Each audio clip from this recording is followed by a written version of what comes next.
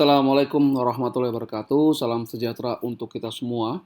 Kembali saya Catur Sasongko hadir kali ini mempresentasikan materi yang ada di buku Akuntansi Biaya edisi ke-6 yang dikarang oleh Firdaus Ahmad Dunia, Wasila Abdullah, dan saya sendiri Catur Sasongko.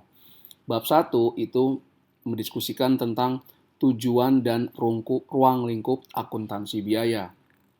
Video lebih lengkap dan video-video lainnya terkait dengan e-learning akuntansi biaya dapat Anda akses ke e-learning.perbitalemba.com, cari e-learning akuntansi biaya edisi ke-6 Firdaus Dunia. Nah, e-learning ini dapat Anda akses dengan cara membeli buku akuntansi biaya edisi 6 ini yang original tentu saja. Anda bisa beli lewat lexikabookstore.com, ada promo-promo menarik di sana. Dapat kode akses yang unik setiap buku, dan Anda bisa akses secara gratis dengan membeli buku yang original selama 6 bulan ke depan. Isinya adalah tentang video pembelajaran seperti ini, video soal dan pembahasan komprehensif, ada kuis yang bisa Anda kerjakan secara mandiri, dan ada jawabannya, dan persiapan menghadapi ujian tengah semester dan ujian akhir semester secara digital. Oke, kita mulai ya. Adapun materi yang akan dipresentasikan dalam sesi kali ini adalah yang pertama tentang definisi dan tujuan akuntansi biaya, berikutnya adalah perbedaan akuntansi keuangan dan akuntansi manajemen, hubungan akuntansi biaya dengan akuntansi keuangan dan akuntansi manajemen, struktur organisasi perusahaan, peranan controller dalam perencanaan dan pengendalian, dan terakhir pendekatan dalam penentuan harga pokok yang akan dibahas di bab-bab berikutnya juga. Berikut ini adalah bidang-bidang yang ada di akuntansi.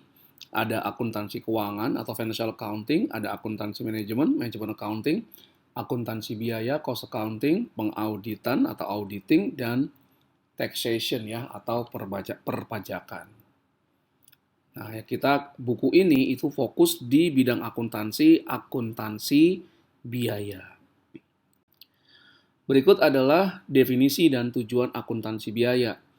Jadi akuntansi biaya itu adalah bagian dari akuntansi manajemen. Akuntansi biaya penekanannya pada penentuan dan pengendalian biaya.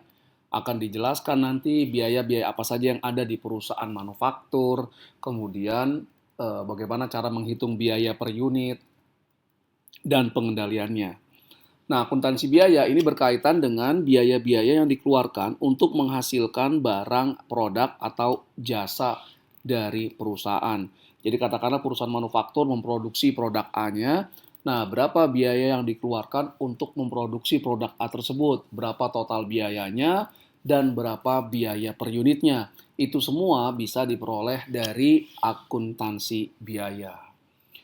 Selanjutnya adalah tentang pentingnya informasi biaya. Nah, mengapa kita harus memahami tentang informasi biaya? Yang pertama untuk penentuan harga pokok. Nah, jadi katakanlah suatu perusahaan bakery memproduksi roti ya sejumlah tertentu dengan total biaya tertentu. Nanti bisa dihitung berapa biaya per unitnya. Pemahaman pengetahuan tentang biaya per unit ini atau harga pokok ini penting untuk salah satunya adalah penentuan harga jual. Jadi penentuan harga jual itu bisa dikaitkan dengan biayanya. Kalau biayanya 1.000 misalnya perusahaan ingin memperoleh profit 50% dari 1.000, maka harga jualnya 1.500. Tanpa memahami harga pokok, maka akan kesulitan dalam menentukan harga jual. Berikutnya, kita bisa informasi biaya penting untuk perencanaan biaya. Nah, perusahaan harus melakukan perencanaan katakanlah untuk memproduksi 1.000 unit di bulan depan. Nah, itu biayanya apa-apa saja harus di-list, kemudian masing-masing biayanya direncanakan berapa. Nah, itu untuk perencanaan. Berikutnya untuk pengendalian biaya. Pengendalian biaya ini kita membandingkan antara biaya aktual yang dikeluarkan dengan biaya yang direncanakan. Apakah biaya aktualnya lebih tinggi atau lebih rendah dari biaya yang direncanakan. Nanti kemudian faktor penyebabnya apa dan bagaimana pengendalian akan dilakukan agar tidak terjadi lagi biaya aktual lebih tinggi, jauh lebih tinggi daripada biaya yang direncanakan. Nah, kemudian juga informasi biaya ini dasar untuk pengambilan keputusan yang khusus ya. Tadi salah satu keputusan manajemennya adalah keputusan penentuan harga jual, memerlukan informasi biaya per unit. Keputusan apakah akan melanjutkan atau menghentikan kegiatan sebuah bisnis itu juga memerlukan informasi biaya dan pendapatannya. Jadi ini adalah 4 hal yang menentukan bahwa informasi biaya itu penting sekali diketahui oleh perusahaan. Nah, berikutnya adalah siapa para pengguna informasi akuntansi. Ada pengguna internal. Nah, ini adalah pihak manajemen yang menggunakan informasi untuk mengambil keputusan dalam upaya mencari solusi dari permasalahan yang ada. Kemudian juga ini pengambil keputusan untuk kegiatan operasi ya. Dan pengguna eksternal. Nah, ini untuk pemegang saham, kreditur, pemerintah dan masyarakat dan pihak-pihak lain di luar perusahaan. Nah, ini pengambilan keputusan tentang hubungan pengguna dan perusahaan. Katakanlah kreditur, apakah misalnya bank ya, apakah akan memberikan pinjaman kepada perusahaan, sebuah perusahaan, maka kreditur tersebut akan menganalisis laporan keuangannya dari perusahaan yang mengajukan pinjaman dan kemudian menganalisis dan menentukan apakah perusahaan yang mengajukan pinjaman layak untuk diberikan kredit. Berikut ini adalah perbedaan akuntansi keuangan dan akuntansi manajemen. Akuntansi manajemen ini pelaporan keuangan lebih untuk pengguna internal, untuk pengambilan keputusan, melaksanakan kegiatan perusahaan. Sedangkan akuntansi keuangan, dia menyajikan informasi utamanya ditujukan para pengguna eksternal, kreditur, kemudian pemegang saham, pemerintah, nah itu dia. Jadi akuntansi manajemen lebih fokus ke internal, sedangkan akuntansi keuangan untuk fokusnya ke pengguna eksternal perusahaan. Berikut ini perbedaan akuntansi keuangan dan akuntansi manajemen lebih detailnya. Yang pertama, penyajian informasi pada akuntansi keuangan itu harus disajikan mematuhi sesuai dengan PSAK yang berlaku di Indonesia. Sedangkan penyajian informasi pada akuntansi manajemen dia tidak memiliki seperti PSAK, jadi fleksibel menyesuaikan dengan kondisi yang ada di perusahaan. Yang berikutnya, laporan keuangan dalam akuntansi keuangan menunjukkan hasil operasi posisi keuangan perusahaan secara keseluruhan ke pihak-pihak eksternal. Jadi laporan keuangannya berupa laporan laba rugi, laporan posisi keuangan, laporan arus kas, laporan perubahan ekuitas, dan catatan atas laporan keuangan. Sedangkan laporan dalam akuntansi manajemen ini disusun untuk kepentingan dari pengguna internalnya. Jadi tidak akan standar. Misalnya perusahaan A dan perusahaan B sama-sama perusahaan yang memproduksi barang dan jasa yang sama, tapi belum tentu laporan yang dihasilkan oleh bagian akuntansi manajemen perusahaan A dan perusahaan B itu sama. Bisa saja berbeda karena kebutuhan manajemen akan informasi akuntansi manajemen di perusahaan A mungkin berbeda dengan di perusahaan B. Berikutnya, akuntansi keuangan menghasilkan laporan keuangan yang bersifat historis, yang melaporkan sesuatu yang telah terjadi di masa lalu. Nah, sedangkan akuntansi manajemen, penekanannya justru lebih ke masa yang akan datang atau masa depan.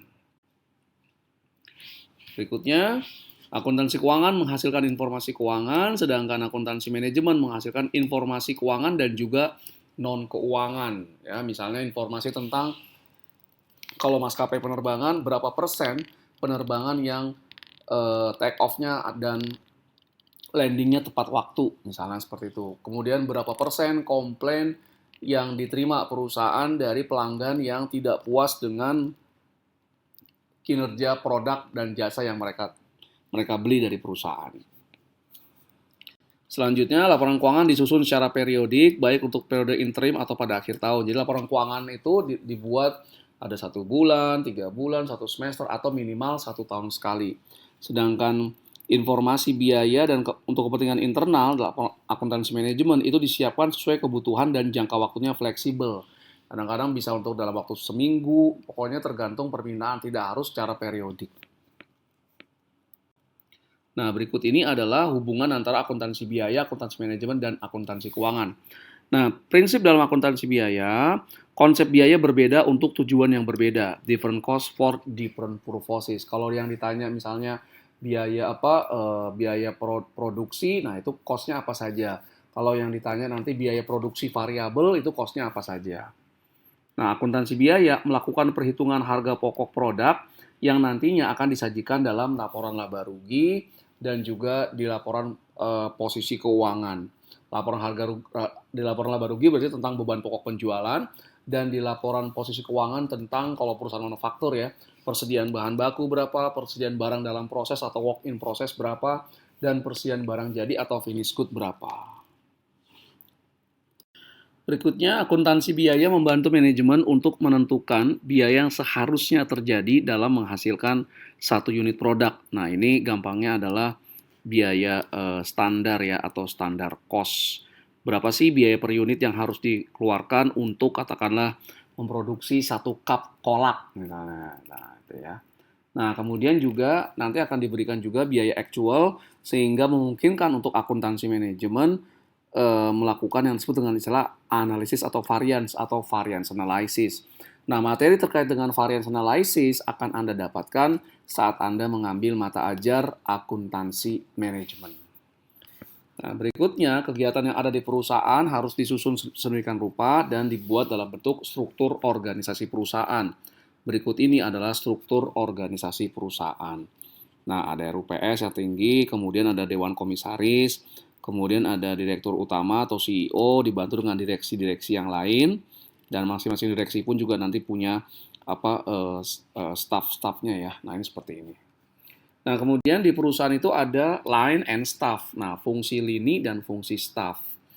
Nah, ini manajemen kita mudahnya dapat kita bagi menjadi tiga level. Ada top management. Nah, ini biasanya dia berkaitan dengan pembuatan keputusan terkait jangka panjang perusahaan. Nah, ini terkait dengan manajemen strategik. Kemudian ada manajer menengah. Nah, ini jangka menengah, dan manajer operasi atau first line itu keputusan jangka pendek terkait dengan kegiatan operasi perusahaan hari demi hari. Nah, lini di perusahaan itu dia biasanya fungsi lini adalah fungsi yang berkaitan yang berhubungan dengan pelanggan. Nah, ini membuat keputusan dan pengawasan. Kalau staff, dia memberikan bimbingan, memberikan masukan, memberikan nasihat kepada fungsi lini. Nah, akuntansi biaya itu masuk ke dalam fungsi staff. Nanti dia memberikan informasi ke bagian penjualan, misalnya berapa beban promosi yang sudah dikeluarkan. Nah, kemudian berapa harga jual, biaya produknya, yang produk per unit yang akan nanti ditentukan berapa harga jualnya. Nah, ada yang disebut dengan controller. Nah, controller adalah seorang manajer kunci yang bertanggung jawab atas fungsi akuntansi sebuah perusahaan.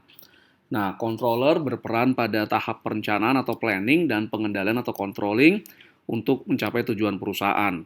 Nah, apa saja fungsi dari controller? Nah, dia penyusunan sistem akuntansi, struktur organisasi di akuntansi, prosedur operasional, dan terkait dengan perpajakan. Berikut ini adalah struktur organisasi controller.